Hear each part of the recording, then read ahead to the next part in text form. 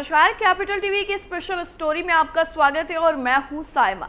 कहा जाता है बंदूक से निकली हुई गोली और मुंह से निकली हुई बोली कभी वापस नहीं आती है। इंसान लाख कोशिशें कर ले, लेकिन उसने एक बार जो बोल दिया उसके बाद उसका परिणाम उसकी बोली पर ही डिपेंड करता है। लेकिन लोग बोलने से पहले सोचते नहीं हैं और बाद में उसका खामियाजा उनको भुगतना पड़ता है। इंसान अगर चाहे तो अपनी बोली से किसी को इम्प्रेस भी कर सकता है और अगर चाहे तो किसी को दुश्मन भी बना सकता है। इसीलिए कहा जाता है कि जब भी बोलो तो सोच समझ कर बोलो।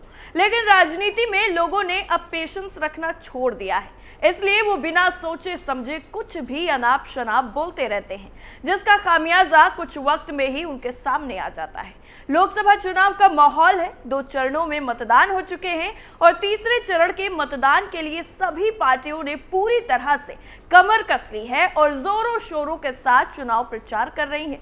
लेकिन जुबान फिसलने की बात हो या फिर बिना सोचे समझे बोलने की बात हो तो राहुल गांधी का जिक्र ना हो, ऐसा हो ही नहीं सकता।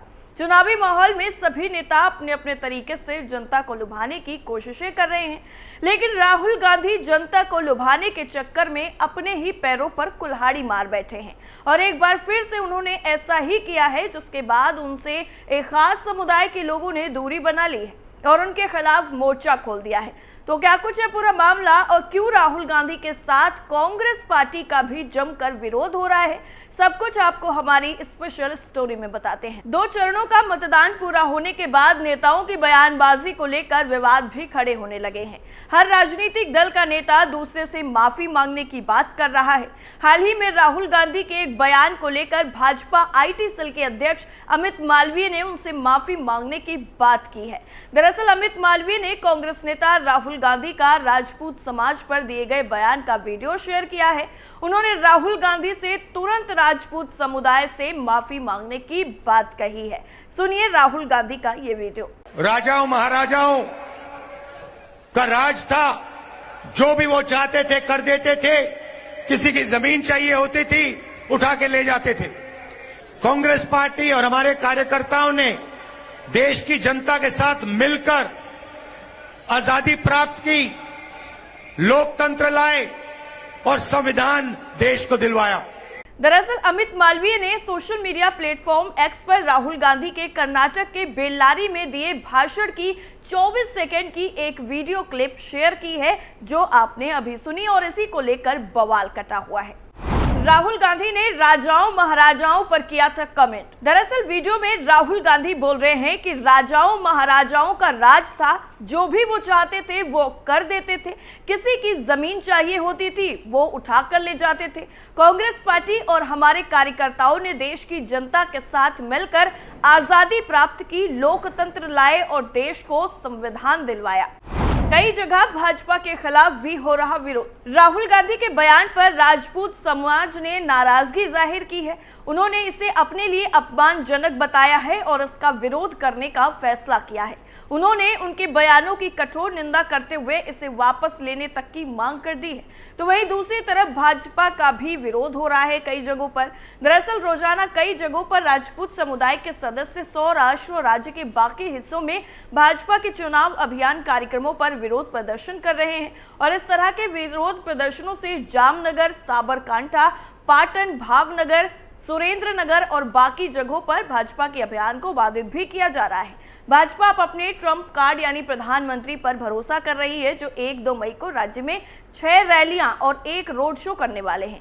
इससे पहले केंद्रीय मंत्री पुरुषोत्तम रूपाला की विवादास्पद टिप्पणी पर भी विवाद खड़ा हो गया था और उनके बयान का क्षत्रिय यानी राजपूत समुदाय की तरफ से व्यापक विरोध प्रदर्शन हो रहा था। रूपाला ने कहा था कि पूर्व राजाओं और राजघरानों ने औपनिवेशिक ब्रिटिशों से मित्रता की, रोटी तोड़ी और उनके साथ वैवाहिक संबंध बनाए। टिप्पणियों के बाद रूपाला ने कई बार माफी मांगी है, लेकिन राजपूत लोग गांव और कस्बों में भाजपा के खिलाफ विरोध प्रदर्शन कर रहे हैं और उन्होंने पार्टी के खिलाफ वोट देने की कसम भी खाई है। अब तक सरकार सत्ताधारी पार्टी के नेताओं और राजपूत समुदाय के प्रतिनिधियों के बीच में कई बैठकों के बावजूद मामला सुलझ नहीं सका है। तो वहीं दूसरी तरफ अगर पीएम मोदी की बात करें तो कर्नाटक के बेलगावी में प्रधानमंत्री नरेंद्र मोदी ने 28 अप्रैल को चुनावी सभा को संबोधित किया इस दौरान उन्होंने कांग्रेस नेता राहुल गांधी के राजा महाराजा वाले बयान पर भी जमकर निशाना साधा।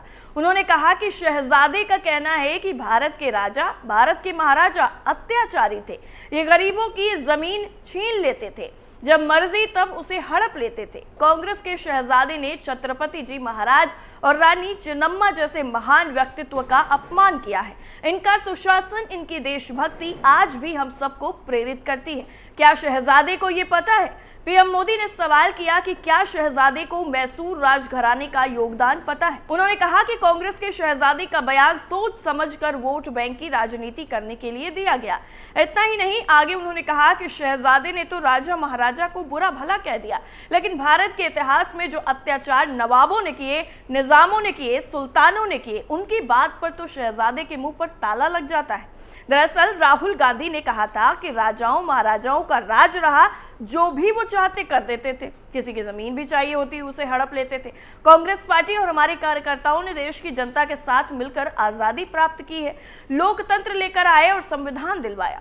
नरेंद्र मोदी ने गुस्से भरे लहजे में कहा है कि राजा महाराजाओं को गालियां दे रहे हो, उनको अपमानित करते हो। इतना ही नहीं, आगे वो कहते हैं कि कांग्रेस की तुष्टीकरण की मानसिकता अब खुलकर देश के सामने आ चुकी है। पीएम मोदी कहते हैं कि हुबली में कॉलेज कैंपस में जो हुआ उसने देश में भूचाल ला दिया। उस बेटी का परिवार एक्शन की मांग करता रहा, लेकिन कांग्रेस की सरकार तुष्टीकरण के दबाव को प्राथमिकता देती है। उनके लिए नेहा जैसी बेटियों की जिंदगी की कीमत नहीं है, उन्हें अपने वोट बैंक की चिंता है। बेंगलुरु के कैफे में बम धमाका हुआ तो भी गंभीरता नहीं आई।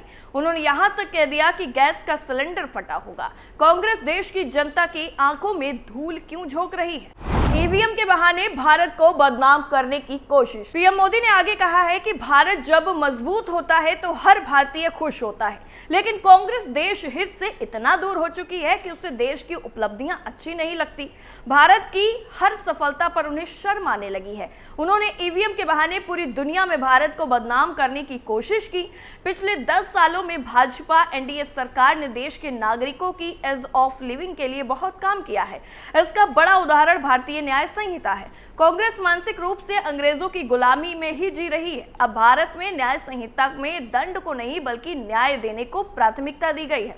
इतना ही नहीं, कांग्रेस ने लोकसभा चुनाव 2024 के अपने घोषणा पत्र में जिस तरह के वादे किए हैं, उसकी तह में छिपी हुई उसकी तुष्टीकरण की नीति भी खुलकर अब सामने आने लगी है। कभी मुस्लिमों की तुष्टीकरण के लिए बदनाम हो चुकी कांग्रेस इस दाग को धोना भी नहीं चाहती है। पीएम मोदी ने अपने भाषणों में कांग्रेस के घोषणा पत्र की पोल खोल दी है।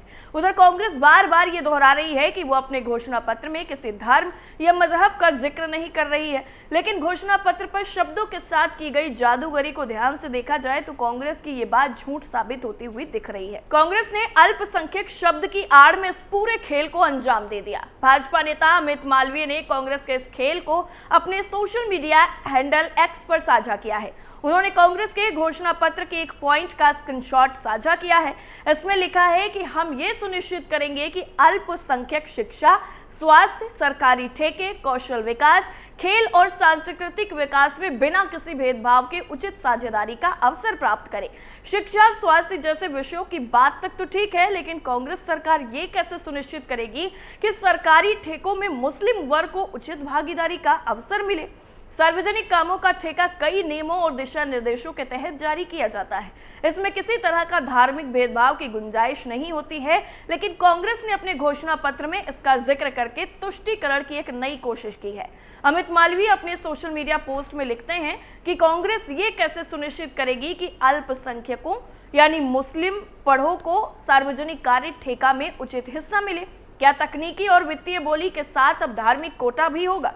क्या मुस्लिमों के पक्ष में योग्य बोली दाताओं की अनदेखी की जाएगी? भाजपा आईटी सेल के प्रमुख अमित मालवीय ने कांग्रेस पार्टी से पूछा है कि क्या सार्वजनिक ठेका हासिल करने के लिए हिंदुओं को अल्पसंख्यकों को बनना होगा, भले ही वो खुद ऐसा करने में सक्षम हो? क्या ये टेंडर घोटाला की नींव नहीं रख रहा है? आगे उन्होंने कहा है कि कांग्रेस न केवल SC, ST, OBC की संपत्ति पर कब्जा करना चाहती है, सोना और उनके मंगलसूत्र के साथ ही हिंदू महिलाओं की छोटी बचत को अपने कब्जे में लेना चाहती है। और इसे अल्पसंख्यकों के बीच में वितरित करना चाहती है, बल्कि उन्हें सम्मान के साथ आजीविका कमाने के अवसरों से भी वंचित करना चाहती है। दरअसल आपको बता दें कि प्रधानमंत्री नरेंद्र मोदी और गृह मंत्री अमित शाह विरासत कर और सोना मंगलसूत्र के साथ ही कांग्रेस के विभाजनकारी मुद्दों को जनता के सामने ला चुके हैं और इन दोनों नेताओं ने अपनी कई जनसभाओं में इन मुद्दों का जिक्र भी किया है। कांग्रेस के घोषणा पत्र की वास्तविक सच्चाई सामने आने के बाद पार्टी बुरी तरीके से बौखलाई हुई नजर आ रही है और इसी तरीके से राहुल गांधी अनाप शनाप बयान भी देते हुए बाज नहीं आ रहे हैं, जिसका खामियाजा कांग्रेस पार्टी को राहुल गांधी को लोकसभा के चुनाव में आने वाले चरणों में देखने को भी मिल जाएगा। और जब रिजल्ट आएगा तो क्या कांग्रेस पार्टी को इसका पूरा खामियाजा भुगतना पड़ेगा या फिर नहीं, ये देखना काफी ज्यादा दिलचस्प होगा। वैसे आपका क्या मानना है इस पूरी रिपोर्ट को लेकर, हमें कमेंट करके जरूर बताइए। फिलहाल के लिए इतना ही, बाकी तमाम खबरों के लिए आप जुड़े रहिए कैपिटल टीवी के साथ। नमस्कार।